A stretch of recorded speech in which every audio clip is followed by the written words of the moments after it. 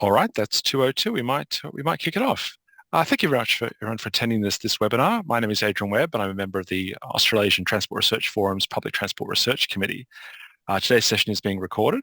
Look, the Public Transport Research Committee is under the ATRF, Australasian Transport Research Forum.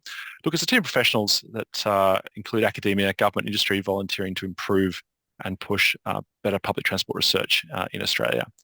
And as part of that, sort of major activities are to obviously document the research needs in the field, to run topical webinars in areas of public transport research, of which this is one today, and to support the work of the ATRF in its annual conference in generating research contributions in the area of public transport.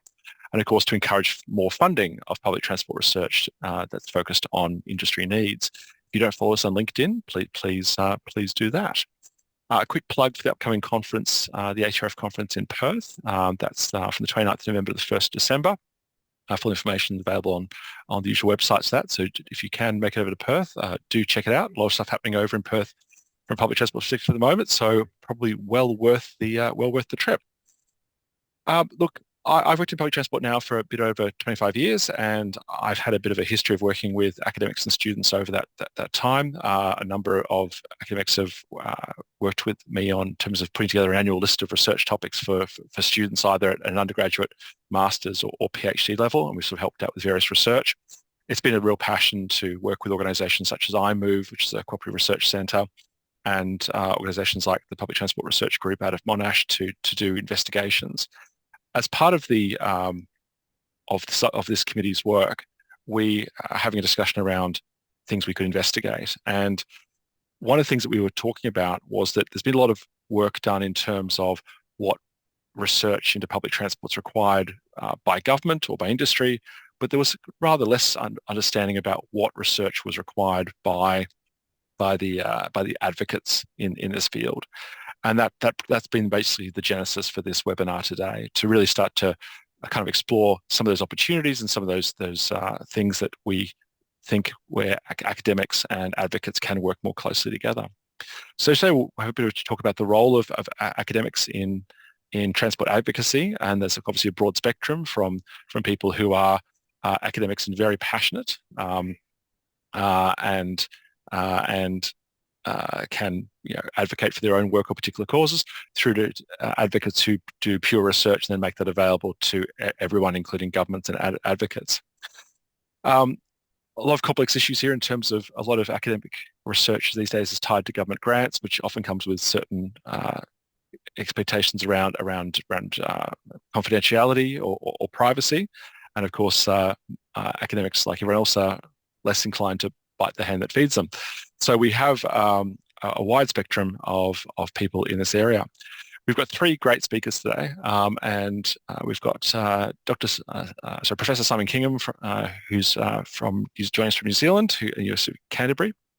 We've got Glenyys, who works with the Victorian Transport Action Group, and Daniel Bowen, who's the spokesman for the Public Transport Users Association.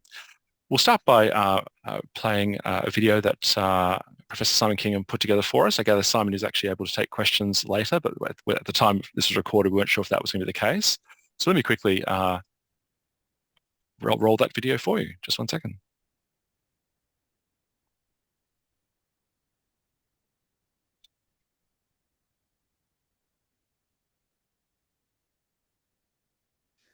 Tēnā koutou, tēnā koutou, tēnā koutou katoa, ko te whare wananga o Waitaha me te manatu, waka oki wahi mahi, ko Simon Kingham ahau, tēnā koutou, tēnā koutou, tēnā koutou katoa. Hi, this is Simon Kingham. I'm a professor of geography at the University of Canterbury in New Zealand, in Christchurch. I've been here for 24 years, so I'm originally from the UK, you can probably tell from my accent. I'm a human geographer, so I've always studied human geography, and a lot of my research and teaching is in the area of transport, urban development, well-being, that sort of thing. But I also have another role, which is what I just explained in my mihi, which is a Māori greeting and an introduction. I also told you in that I am the Ministry of Transport in New Zealand's Chief Science Advisor. So I've been doing that role for 5 years. It's a secondment from the University of Canterbury, so I'm fully employed by the university and I'm seconded to the Ministry of Transport. And in the context of what we're talking about today, and what I'm going to talk to you about, is actually quite important. So I'm not employed by the Ministry of Transport. I am seconded as their Chief Science Advisor. It was an advertised role, so I applied for that role 5 years ago, and I was appointed to it. I'm appointed specifically to the ministry, not the minister. So it's not a political appointment. I report to one of the Deputy Chief Executives of the Ministry of Transport. But I do, and in fact, pre-COVID, certainly I was meeting the minister monthly, and we would chat for 15-20 minutes about issues of the day. So he would ask me some advice on the evidence base of some of his policy. So just to explain what the role is, specifically on the job description, it says that my role is to provide, two parts of my role are to provide advice to the ministry on areas that would benefit from scientific input, and that my other part of my role is championing the ministry's use of evidence throughout the policy process and its development of wider sector strategies. There are other parts to the role. One part is connecting the research community to people in government. But basically my role is to try and ensure that policy coming out of the government is evidence-based. And I guess that partly shapes the way I've tried to approach this idea of advocacy and helping transport advocates deliver what they're trying to do. I have always tried to take the view that I'm trying to provide objective, evidence-based, independent advice to people. So I want that advice to be based on evidence. Obviously, we all come with our own positionality, so we all come with our own opinions, our background, our context, the way we've been brought up, the sort of people we've met and been exposed to. But as far as possible, what I try to be is, if anything, an evidence-based advocate. So clearly we all have political views and political opinions, but the way I approach it, and I guess in my ministry role that's become more formalized, is that if I am seen to be an advocate, then I will lose impact with some of the people who I also talk to. So if I'm seen to be an advocate for pedestrians or for walking or cycling or public transport or political party, then when I talk to people who don't perhaps align with that, then perhaps my influence will be weakened. I take the view quite strongly that I need to speak to the unconverted. So I am a strong advocate. I believe the evidence is very clear that in the context of transport, the more people we can get using active transport, the better. And similarly with public transport, I think the evidence is overwhelming. But there are some people who are not converted, who perhaps haven't heard the evidence, maybe don't believe that. And I think if we come over too much as advocates, then those people might not listen to what we're trying to say. I'm not a member of any political party. I haven't been since I was 18 in the UK when I was a very young lad. And that's partly intentionally. I want to be able to say I'm not a politician, I'm not a member of a political party, because I think that adds weight to what I'm trying to do as well. I don't electioneer, I don't go out campaigning for any party. My wife wanted to put a political, we just had an election here in New Zealand. My wife is become quite political recently, and we discussed putting an election board in our window, and I felt that I couldn't be seen to be political, and that wasn't something we could do. We did in the end put a board up saying vote for climate, which to me is not political. It is saying we should consider climate change. Interestingly, we had a bit of a storm where the winds got quite high and that got blown away, and I don't know if that, within about 24 hours of putting it up, and I don't know if that was trying to tell me something or not. I'm also someone who's very happy to talk to all people of any political colour and persuasion about evidence. So I've done quite a few talks recently to different local governments, groups on things about speed limits. So there's quite a lot of work at the moment in New Zealand on speed limits. And we have these things called speed management plans that local councils are meant to be implementing. And my view is that the evidence tells us very clearly that when we have reduced speed limits, we get lots of other positive benefits, as well as reduced injuries and fatalities from crashes. And so I go around and I talk about the evidence for that. And again, I hope I'm not seen as someone who's going out talking about pro-cycling or public transport or whatever, but someone who's actually trying to present the evidence. I am aware in New Zealand we have just had an election. At the time of recording this, the election was only a couple of days ago, and we will be getting a new government and a new transport minister. And my sense at the moment is that the the party who's got in and the new government is perhaps not as aware of some of the evidence for some of the transport decisions I think we need to make in the future. So as I said earlier, and as I started, and I'm just going to end now, is I think my view is that by remaining more objective and less politically aligned, I can impart evidence that I hope will inform policy. And that doesn't mean and when I mentioned earlier that I'm prepared to talk to anybody, I'm prepared to talk to cycle advocates, public transport advocates, people who are advocates for all modes of transport if the evidence base is there. And sometimes that means going to groups who may not have heard this. Often it is a case of preaching to the converted. But my view is that I would describe myself as an evidence-based advocate. So I advocate for things where I think the evidence is strong. So I hope that's been of interest. Sorry I'm not able to join you live today. I'm actually speaking at a conference and I hope to get to the question and answers, but I'm not 100% sure I can do that either. So thank you for listening, and I hope you have a good discussion and the day is good. Thank you. Bye. Fantastic, and I believe Professor Kingham is actually able to join us, and we'll be seeing the panel discussion after we've gone through our speakers. I'd like to remind everyone you can put questions into the chat, which we'll deal with in the discussion part after we've heard from all three people. I'd now like to introduce Daniel Bowen, who's been a prominent public transport advocate now for more than 20 years. In fact, he was elected president of the Public Transport Users Association of Victoria back in 2003, which means you've been either president or spokesman now for more than 20 years this year, Daniel. So you've done lots of great work in that time. Look, he's a pretty prolific blogger on public transport issues and is high profile in the advocacy community of Victoria. And will now share with us some of the joys of running that organisation and some of the opportunities for research. Daniel, over to you. Thanks very much, Adrian. Thanks for the opportunity. I do have a few slides which I prepared at the last minute, but hopefully they will work for me. Hopefully you can... We can see that, yes. Very good. Yeah, I just wanted to give a quick backgrounder on what the PTUA does and how, in particular, research is really useful for us in the advocacy space, with a little example along the way. P2A started in the 1970s very much as grumpy passengers, but grumpy passengers who recognised they didn't want to just have a whinge, they wanted to get systemic change, particularly to the train network, but over time broadening out to all modes of public transport in Victoria. The thinking nowadays is that sort of big-scale systemic change really gets pushed by politicians. The transport planners often know what should happen, but it's the politicians that hold the purse strings and ultimately make the big decisions.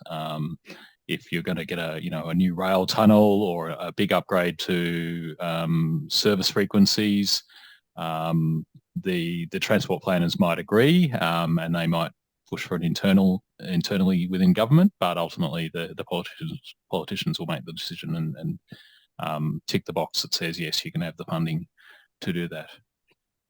We've found repeatedly that politicians are very heavily influenced by public opinion and public opinion and mass media, as well as social media.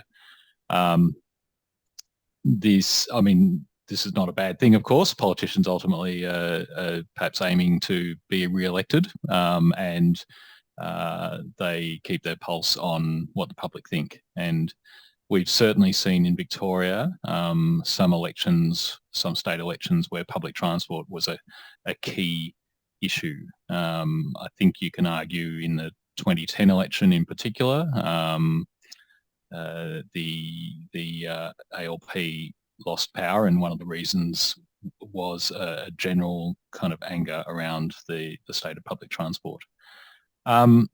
Getting mass media interested, sometimes you can do it with anecdotes and stories and examples, but there's always limits to how effective that is. So we found mass media in particular loves data. If you can present to them a study or a new piece of information with evidence behind it that perhaps reflects what people know about the public transport network or the wider transport network, that's really helpful for getting interest. And that in turn gets the attention of politicians and can help bring about change. Now, the issue is obviously public transport advocates. Almost all of them are doing it in their spare time, or and are not paid professionals. So the ability to gather data is often severely limited. I'm going to give an example. It's a few years ago, but there was a point in time where everybody that used public transport knew that in Melbourne the buses don't connect very well with the trains. They might have a stop. The bus stop might be next to the station, but the timing was just not coordinated. And in 2009, in a parliamentary inquiry public hearing, we said this. And mentioned that there's often a very poor connection, and a government MP actually flat out denied this and just that is not right. And this obviously got us puzzled, and we thought, well, can we present evidence for this? So around that time there was an official timetable release, a data release of all the timetables. This is commonplace now with GTFS and things like that. So everyone can grab all the timetable data, but at the time it was rare in Victoria. We used that, and it took an enormous amount of work from our volunteers to analyse the data and sift through it and try and come up with a methodology for linking together train times and bus times to really analyse the connections. It took, from memory, it took months, and it was really hard work, partly because none of us are trained in that sort of data analysis. We don't necessarily have the best tools for the job. We just made do. But eventually we were able to get some meaningful results out of it, showing that only a minority of train arrivals at stations had a bus connection, and calculating what the typical weight of that connection was. And it was usually more than 10 minutes, particularly on weekends, although on weekdays it was slightly better. We gave this to the media. The Age ran it as a prominent story in early 2010, which was good, and they even linked to the full results of our analysis. We published it on our website as well, so that people could have a look. And I'm not expecting anyone to memorize any of this, obviously, but yeah, it was able to provide that sort of information for people who wanted to dig into it. It wasn't a perfect analysis because there was some shortcomings with the data, but at least it gave a picture of bus train connections across Melbourne. Subsequently, the government changed their tune. The newspaper story in particular got some prominence, and in subsequent media coverage, people like talkback radio hosts and things, would often mention, that, oh, well, everyone knows the trains and the buses don't actually connect properly. And the government acknowledged the problem. And of course, the first thing to do to get a problem fixed is for the person to acknowledge it. So it was really good to see that the then Transport Minister acknowledging the problem. He mentioned, buses and trains run at different frequencies. Well, that is still in the power of the government to fix, obviously. But at least acknowledging that the timetable coordination was not there was a big step forward, rather than just flat out denying it.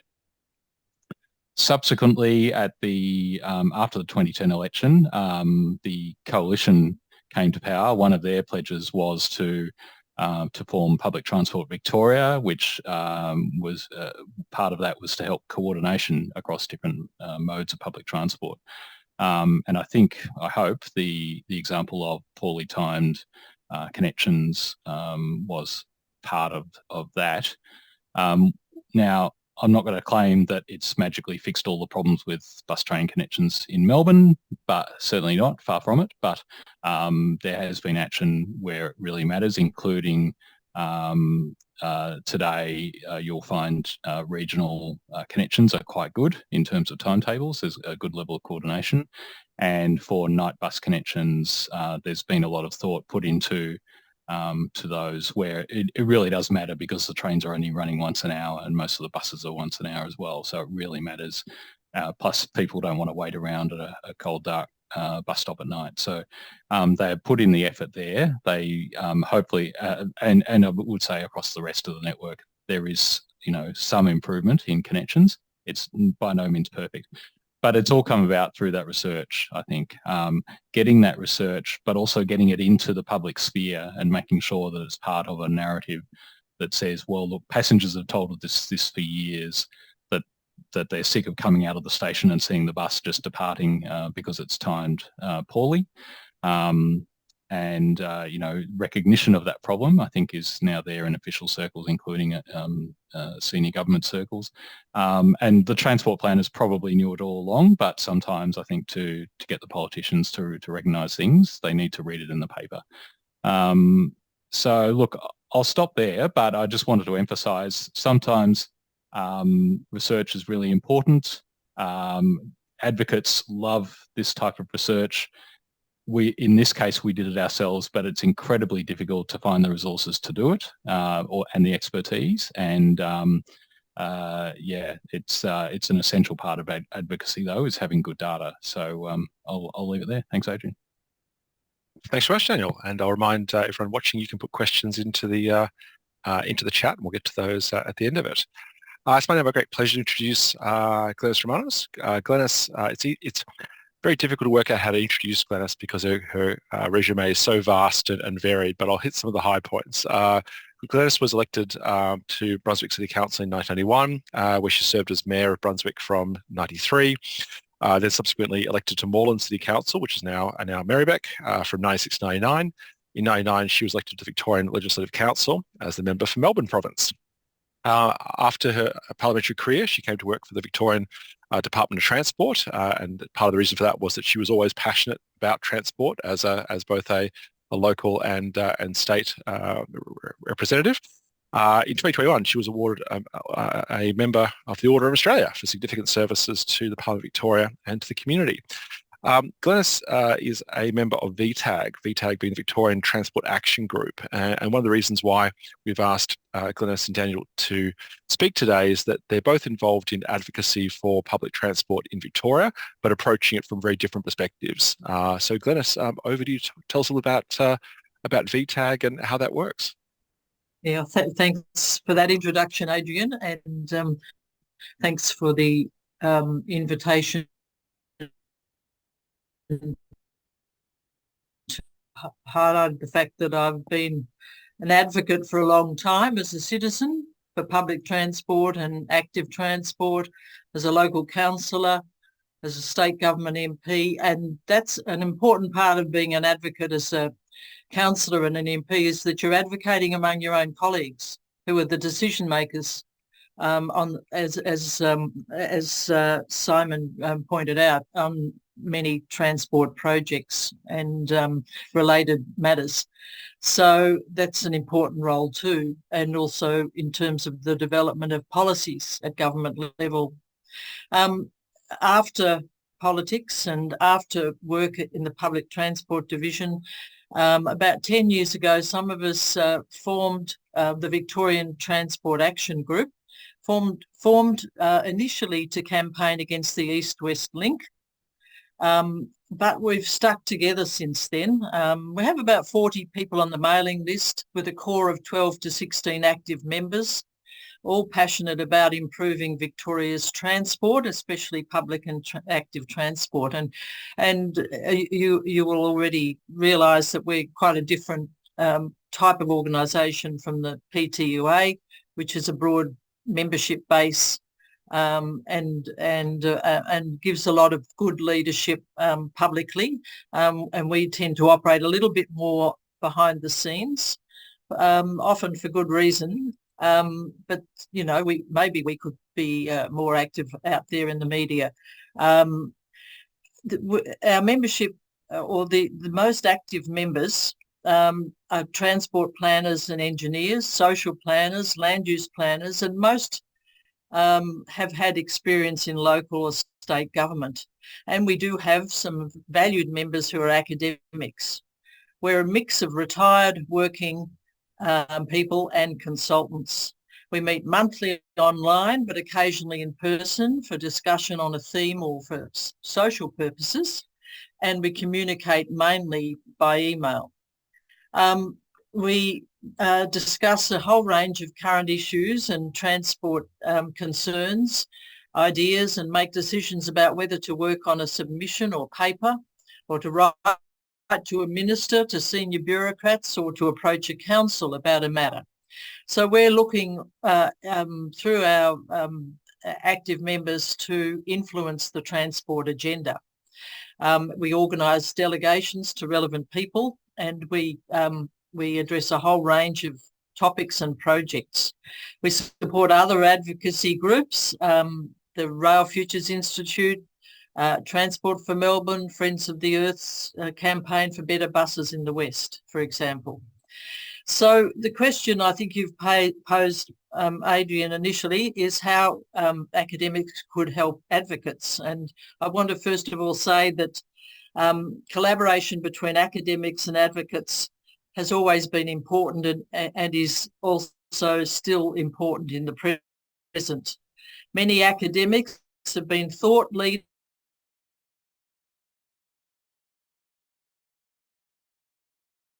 John Stone, Jackie Fristacchi, Harry Barber, Bill Russell. There are many. And you, in each state in this country, you would have your own list of champions to think of at this point. In terms of academics and advocates, academics can assist advocacy groups by providing relevant research, case studies, examples of best practice, statistics, etc., data to underpin a case.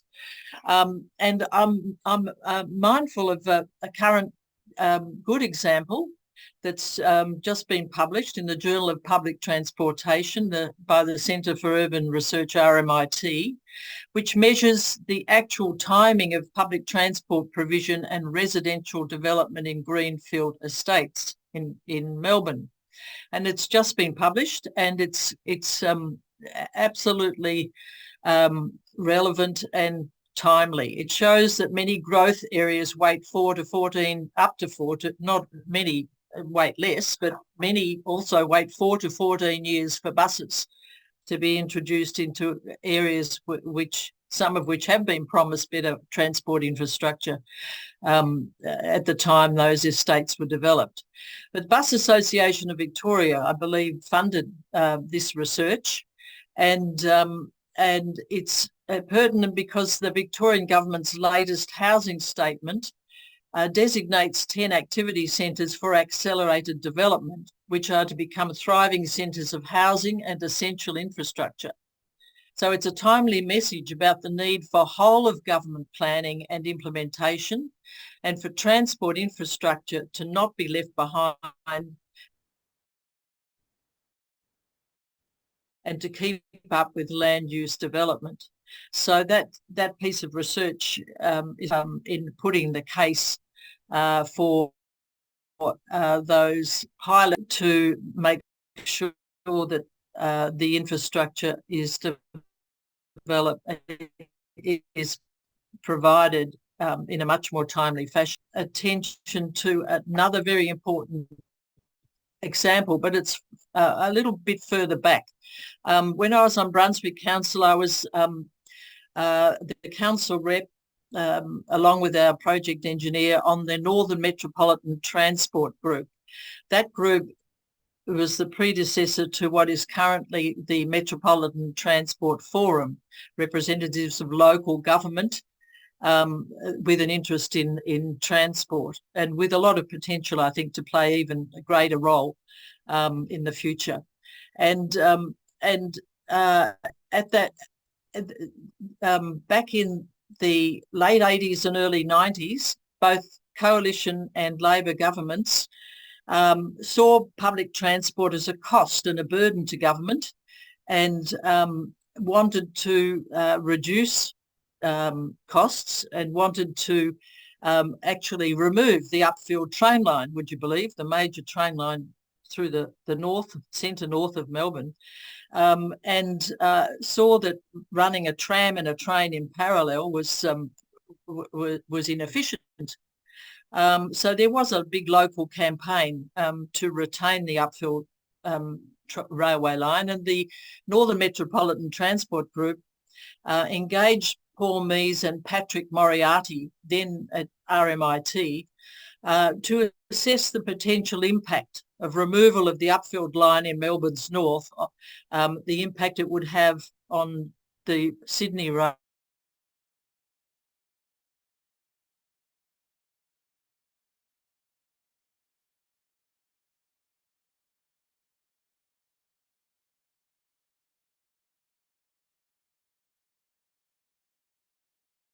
Provided credibility and standing for the case for timely retention of it was timely research for the retention of the upfield line, and a very important tool to strengthen the case being put forward at that time by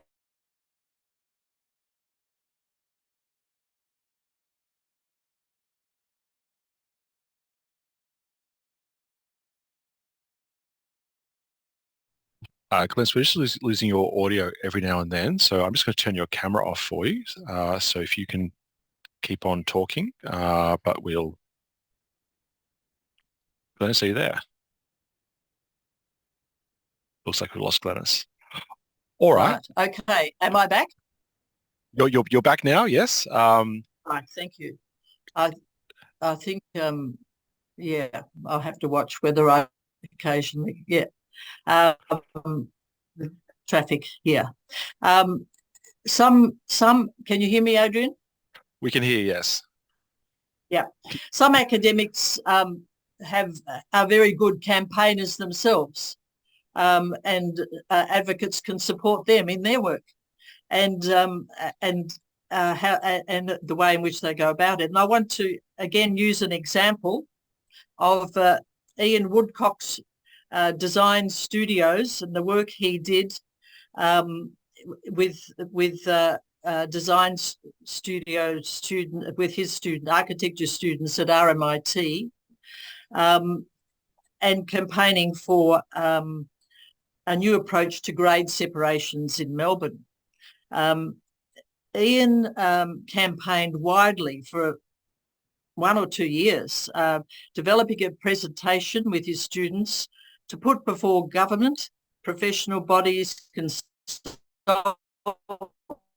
organisations, and using his design work on the potential of elevated rail as an alternative to the conventional underpass approach to grade separations. And of course, what we've seen from that is the taking up of that idea and by government, and the development of the level crossing removals policy, and then a major project across Melbourne, which has resulted in the 72 level crossing removals since 2015, when that idea was put forward. Of course, not all are sky rails or elevated rails. There are still some underpasses, but the majority are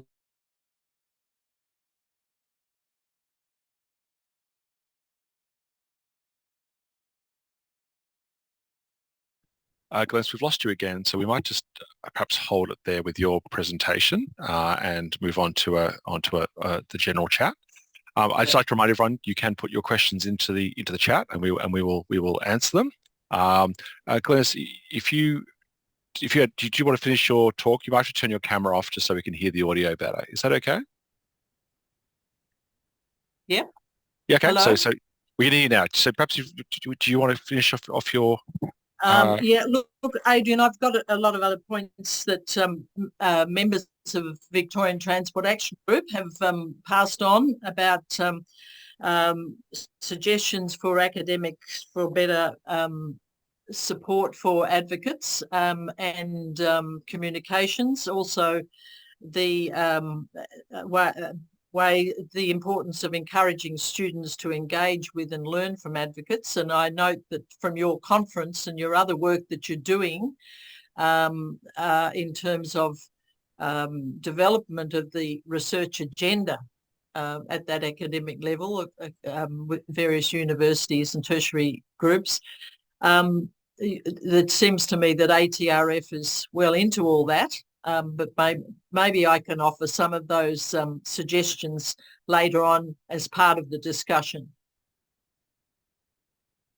Sounds good. Well, that's a good point to start sort of for our panel discussion. As I said, we'd like to ask anyone who has any questions for the panel to put them in the chat, please, and we'll keep an eye on them.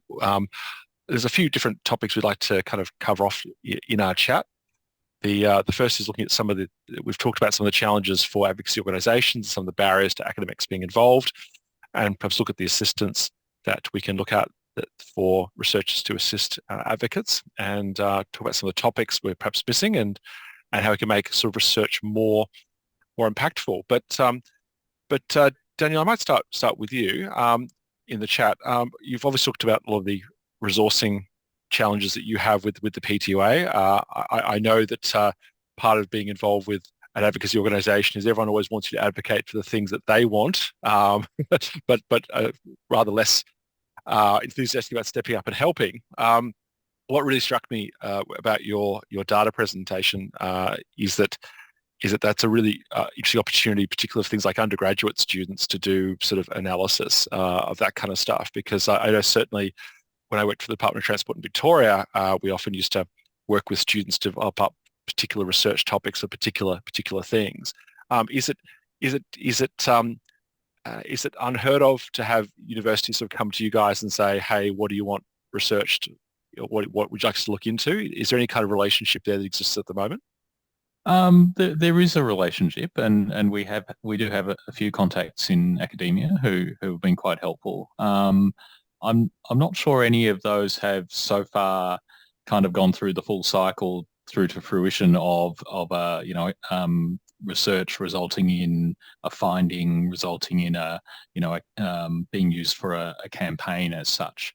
But I think there's definitely an opportunity there. So, frankly, when we do come across research papers and things in the public transport space, some of it is absolute gold in terms of the relevance to the current debate. There's some really interesting nuggets of information in there, but I guess they sometimes just don't make it out into the world. I suppose we're seeing, people would know of the conversation, obviously, which is, I guess, is aimed at, getting some bits of research out into the wider public sphere. But that's obviously a generalist kind of publication. So and there's been some really good stuff in transport for them. But yeah, I think there's definitely an opportunity for advocacy groups like ours to work with academics a bit more closely, and yes, maybe get the undergrads digging away in the data to find what nuggets can be found, which can then be used in a campaign or in a pitch to a newspaper for publication to kind of highlight a particular issue. Yeah. I might bring in Professor Simon Kingham at this point. Simon, thank you for joining us. I know you're running between events. You mentioned in your video that the need to kind of maintain a level of purity in terms of research. How do you think that academics can sort of best kind of manage that, to be able to provide those nuggets that Daniel said in a way that's seen as being kind of fair and reasonable? Yeah, I mean, my situation may be slightly different. I think because of my role in government, I kind of have to do that. In fact, I was actually forbidden from talking to the media for 2 months before the election, which I totally understand and I don't have a problem with. Going back to what you just said, actually, Daniel, about students, I think there are lots of opportunities for projects. And I think obviously I'm not as familiar with the university system in Australia, but one of the things that's really taken off in New Zealand is data science. Everyone is doing data science degrees. As far as I can see, every data science student needs a project.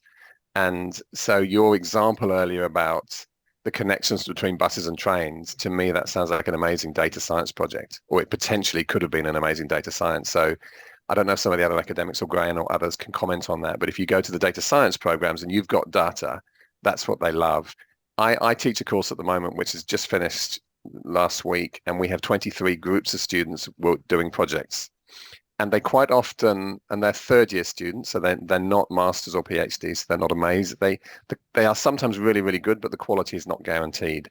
But what they're really good for is advocacy groups, because advocacy groups often have no money. Government often has money to do stuff, and sometimes they have questions that there is no other way of getting addressed. So sometimes those sorts of projects exist.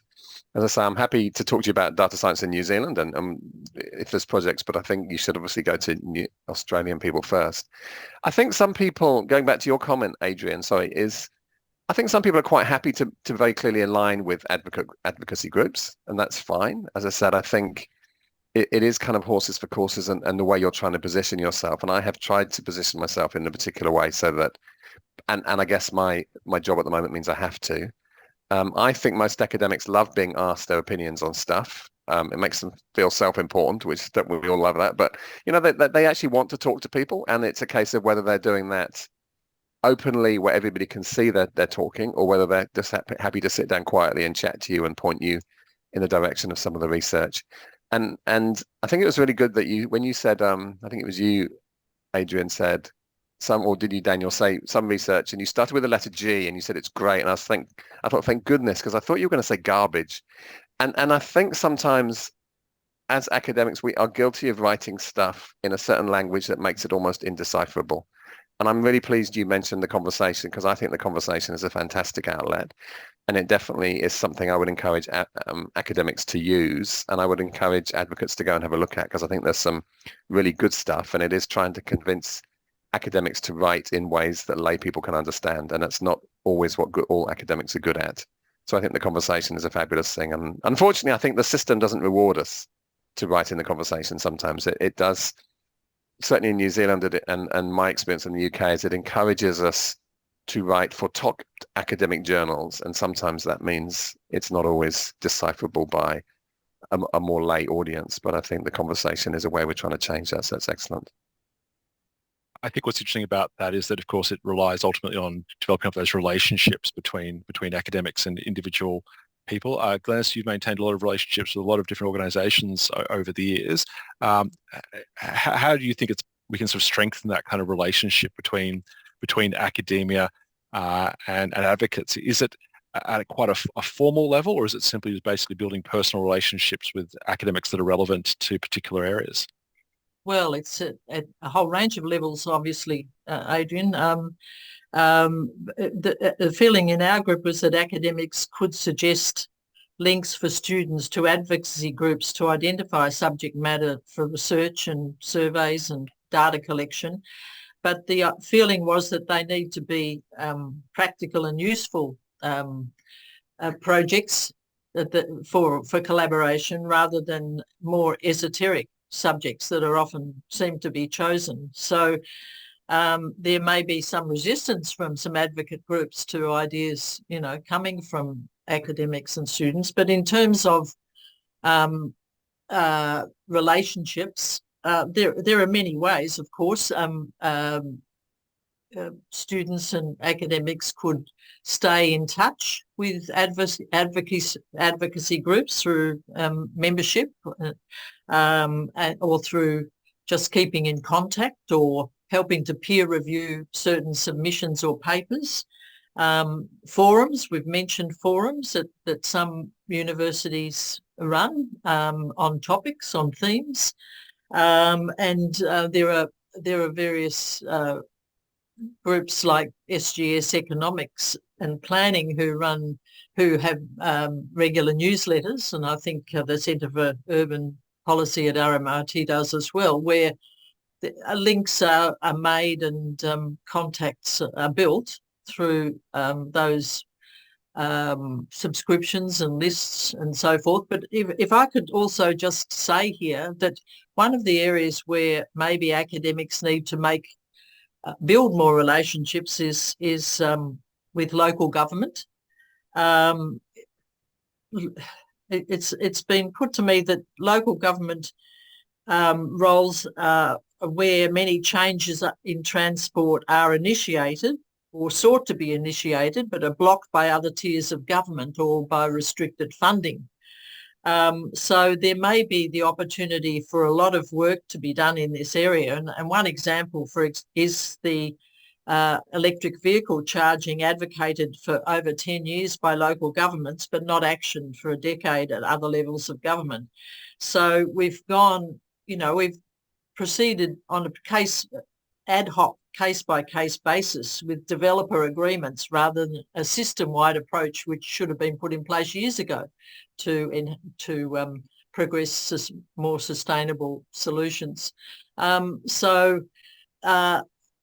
Local government is an area where I think academics need to pay more attention and build more links and contacts. I think what's interesting is, having worked with a lot of students as a state government public transport planner, there is a time element required if you're asking students to investigate things. You need to make the time to prepare the data, to hand it over, to listen to their reports back, etc. It's sort of part of the deal you engage in that you will get them the resources they need for them to do the research that then gets reported back to you.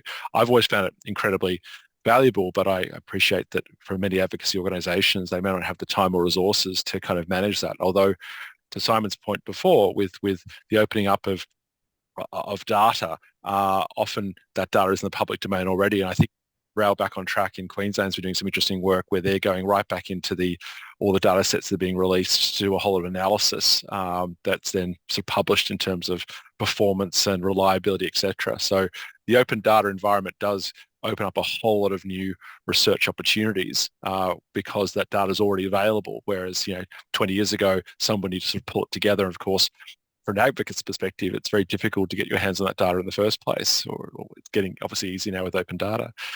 We have a question in the chat, which I think some you've already answered. Actually, was from Rajitha about as a recent PhD graduate who was transitioned to work in the PT industry, how can I use my research to advocate or suggest improvements to existing public transport problems, or bridge the information gap between academia and industry, in addition to publishing studies? Simon, you've given an answer to that. Do you want to perhaps expand on that? Yeah. We I don't know how it works in Australia, but in the Ministry of Transport, for instance, we have a thing called Transport Knowledge Hubs, and we have seminars. And we are often looking for people who are prepared to come and talk in those. I think one of the things as a PhD is generally, it's often hidden, and they're often quite technical and quite challenging for a lay audience. So I think, again, it comes back to our point about writing in a lay way, a conversation article or something, or producing a lay summary. But certainly if you have the opportunity to go to an organization and present your research or what you found, there might be people who are really interested, but they're working really hard. My experience in government is there is this perception that people in government are twiddling their thumbs, or certainly in New Zealand, and we've just got a new government's come in and they're going to cut government. And it's very easy to cut government because no one's doing any work. My experience is complete opposite. Everyone's working really hard and they don't have a lot of time to go and find evidence and research. And so you need to put it out in a way that's very quick and easy for people to be able to understand.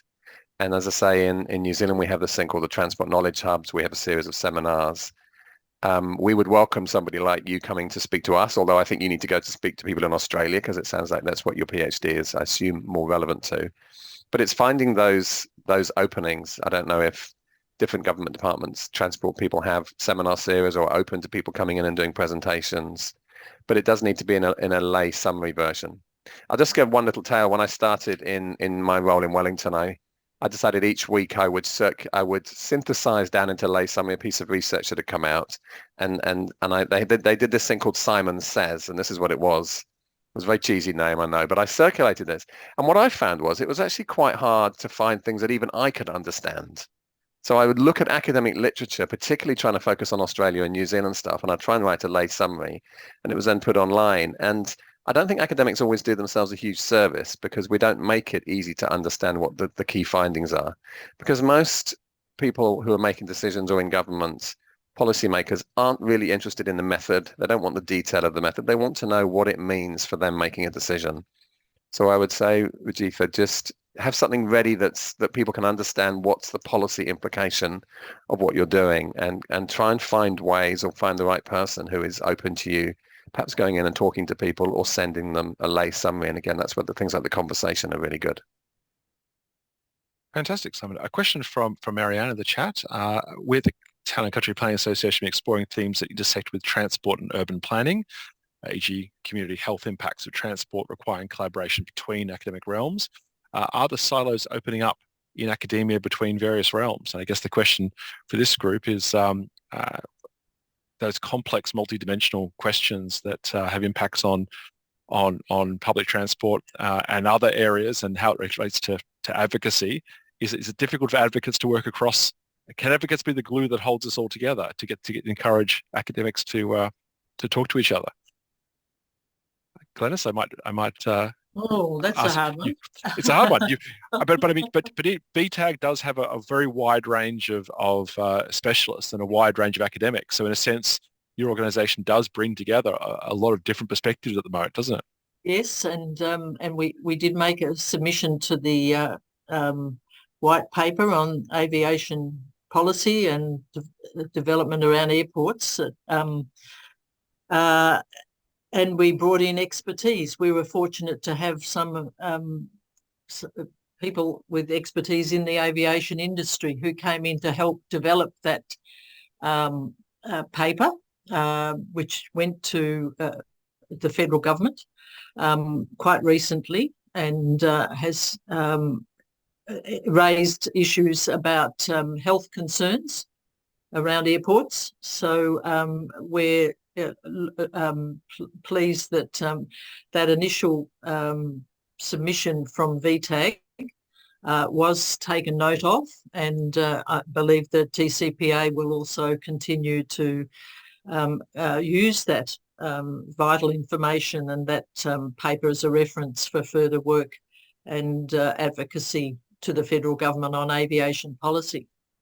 So yes, go on, Adrian. I'm sorry. No, so I was just going to say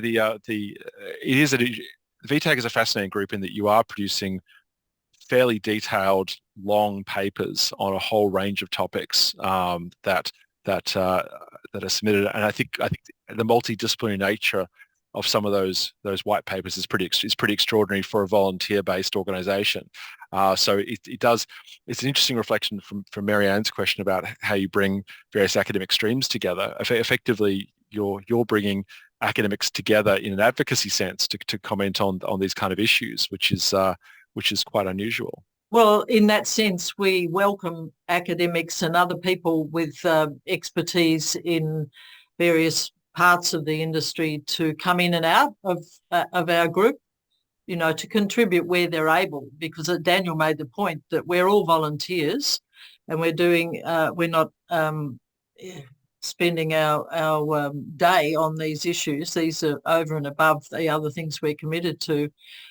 So any extra help at the point where there's further information or data or research that needs to be done to strengthen a case to put to government or to put to other bodies, entities that need to be persuaded in one direction or another, including the public, we're always welcome. We're open to those offers of assistance and interest. So one for the chat, people listening in, please put your comments in the Q&A section. I'd be interested to hear from the panelists about areas where we think that further academic research is really required to support advocacy in transport. Like where are the gaps that exist kind of at the moment where we should really be encouraging academia to support various advocacy outcomes? I'm sure people online will have some thoughts from our panelists. Any views? Shall I pick on Daniel? What would really make your life easier in the PTUA? There's a lot of stuff out there. I'm not, off the top of my head, I'm not sure I can identify specific gaps, but I would say sometimes we go looking for information and we can see that research has been done, but actually getting hold of the detail, the published research can be difficult. So I think getting it out there and making sure it's available when people do come looking is really helpful. I suppose some of the research is very high level or more theoretical than practical, for want of a better term. It's all useful, of course, but yeah, there are times, I suppose, when we're looking for something very much from our angle of advocacy anyway, looking for something a bit more practical and on the ground, and maybe it's out there and maybe it isn't. Yeah, I mean, but I would say yes. Whatever you've got, make sure it's available for people to find and easily found, and that really does help. So an organisation such as yourselves, you'd welcome various academics and students of submitting their work and say, hey, here's a copy in case you guys are interested, or is that going to be more annoying than helpful? And many of our members would like to see journal articles more widely available. The point's been made that sometimes you get the abstracts but not the whole article, and they'd like to see more presentations more widely put outside academic circles. They'd like to go if they knew that they were happening in many cases, but this goes back to the point about communication and collaboration, how we enhance that. But one plea was for researchers using practical examples or analogies to promote their work, but keeping their work up to date and current, and not citing information that's old hat or not updating maps or graphs or whatever, so that it becomes less than useful. But back on the area of useful topics for the future, I think before cars engulf our growing city further, I think there could be a lot of work done on parking and the better streets actions for people, the local living, better streets, people reclaiming their streets with more walking. What it would mean for people in very specific areas for a move away, to encourage more and more a move away from car use. Now, I'm mindful of a bit of research that was done a few years ago on High Street, Northcote, which showed the traders there that how important the tram was to the economic health of that street, and how overrated was the parking allocations to cars in the area. So, I mean, a lot of, again, go back to local government, there'd be a lot of projects, I think, that would be helpful with a specific local focus for research in those areas of shift away from cars to other modes of active transport and more sustainable uses of our road space. Very good point, Glenyys. A comment from Marion Richards in the chat: more research focused on future transport needs for growing regional cities. I think this is a really fascinating area which we need to do some more work on. There's a lot of investment going to things like the Bendigo Metro project, which is putting more stations into the Bendigo area. Understanding the need for investment in these growing regional cities is something that I think is going to be a really important thing in years to come as they become, very, very major centres in their own rights. Can I add another point related to that? Actually, I think we still in planning focus heavily on time savings. And time savings often end up with us planning and putting in cars. It's driven by automobiles, and so research that supports some of the things that are more difficult to measure. So and I think you've touched on it, Glenyys, when we talk about taking car parking out. The benefit is actually community. It's people talking to each other, and sometimes a longer journey is actually better, isn't it? If you get off a bus and then you walk down your street and you talk to your neighbours, it might be slightly longer. But you get all those benefits of social interaction and community. We know public, active transport journeys are much better actually when they're longer. You get more physical activity, and yet the system kind of penalizes them. So I think, and I try and encourage some of my students and try and do a little bit myself, that research that assesses the benefits of some of the things that are more difficult to quantify. It's really easy to measure time and add it up and get a big number and say we need to make journeys faster. Some of the other stuff is harder to do, and so I think we need a bit more evidence on that. Very good, Simon. Look, our time is up. I found today very interesting. I hope you guys have as well. My thanks to the panelists, Daniel, Glenyys and Simon for joining us. We really appreciate it. Just a reminder of the upcoming conference in Perth again. That's coming up at the very, very end of November. So if you can make that, that'd be fantastic. Also mentioning that we're putting together the Public Transport Research Committee website as part of the ATRF. There's a research needs section in that where you can put your suggestions or ideas in for research that should be done. It's part of our attempt to really understand what research is required, and I think that should both inform both governments, industry, and advocacy. So look out for that. Also, membership of ATRF is free, so please consider registering and becoming part of the ATRF. It's a really fantastic organisation, and certainly as someone who's worked in transport for some time, being able to go back through the back catalogue of